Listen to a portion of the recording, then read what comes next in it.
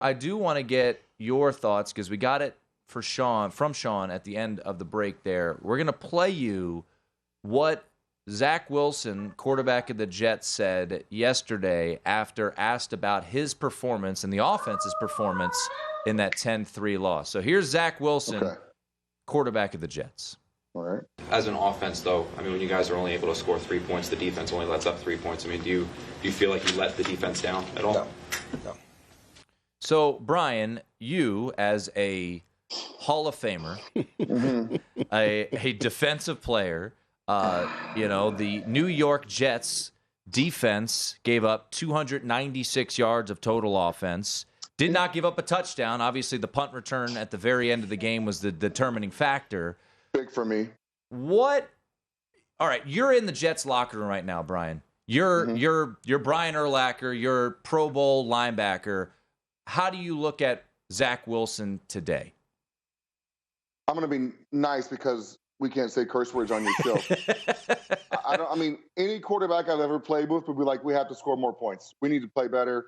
I just don't understand. It's his second year in the league. He should get it by now. You have to score more than 3 points. That defense has played great the last 5-6 weeks, but he's got to know better than that. And maybe if he doesn't feel that way, like if he doesn't feel like they let the defense down, then he's playing the wrong sport. Because that drives me crazy hearing that, because most every quarterback I ever played with would be like, oh, we got to score. If we give up 30, they'd be like, we got to score 31. That's just the way it is. And if we give up defensively, if we give up 6, and we only score 3, we got to give up less points. That's got to be your mindset every game, or why are you playing?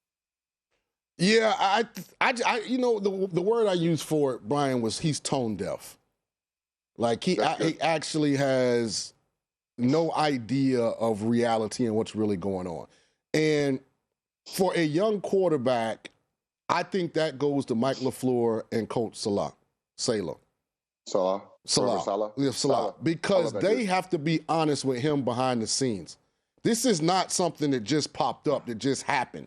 I mean, he's been completing less than 60% of his passes. He's thrown 4 touchdowns in 7 games to 5 picks. He's only averaging 182 yards a game passing. But what I think has happened, Brian, because they upset the Bills, because they were sitting at 6-3, they've allowed him to become comfortable at that level of execution. Well, I'm gonna defend him a little bit, because I know after games, you know how it is, Shaun, when you're going after a loss and you don't play well, you are on edge about everything. So I get it. You don't want to, but you got to be honest as well. I mean, you have to score more than 3 points. Those numbers are garbage. You got to play better. He should know that. And I'm hoping someone, like you said, behind the scenes is letting him know that this is, we got to play better. They're sure they're telling him that, but even publicly, he has to say that. There's nothing wrong with saying I got to play better. That just shows that you care about what you're doing. And that's the long-term, I think, impact of this. And I don't think moving forward he'll be the Jets starting quarterback because of what that one word did to any sort of support that he had remaining inside of the organization and locker room. You're exactly right. Because it not only was right after the game for him, it was right after the game for everybody else who just went out there and laid it on the line and did their job at an elite level. And to hear him not have any accountability, or it didn't even seem as if he had any remorse. I saw it. He didn't care. He's like, no, not my fault. Nope, we can do what we want to. Well, defense needs to play better. And that was the interesting thing too, is you mentioned, Zach Wilson, second year, and then Garrett Wilson after the game, rookie wide receiver.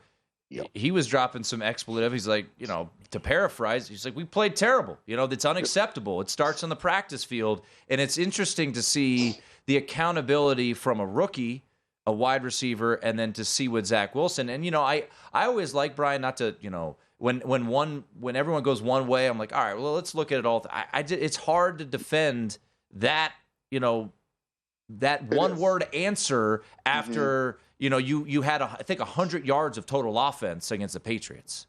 Yeah, I just don't get it. But like you said, Garrett Wilson, what a great statement by him. He gets it, obviously, went to a great school, Ohio State, where they're used to scoring points. But he said all the right things. He'll definitely get some clout in the locker room for saying the truth. They need to play better. There's no doubt about it.